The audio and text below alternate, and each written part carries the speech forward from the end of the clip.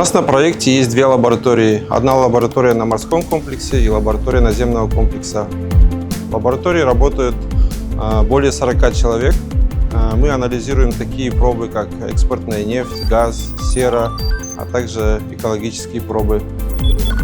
В лаборатории работают сотрудники с высшим и поствысшим образованием. Есть люди, даже кандидаты наук, очень квалифицированные сотрудники.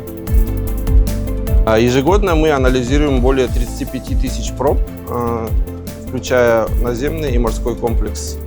Это свидетельствует о компетентности наших сотрудников, которые вовремя успевают анализировать и репортировать, и отчитываться перед нашими заказчиками. Профессия лаборанта очень востребована в наше время в Казахстане, так как у нас индустриальная страна.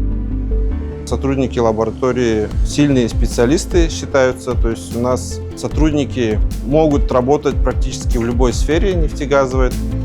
То есть если лаборант вырос уже здесь, он может дальше перейти в технологии, промысловую химию. То есть у нас есть большой опыт таких сотрудников, которые переходили в смежные профессии.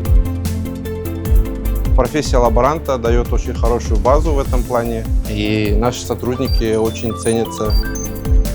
Молодежи посоветуем учить химию, также готовиться, и всесторонне развиваться, не бояться выбрать эту профессию, так как возможностей очень много в нашей стране и также за рубежом.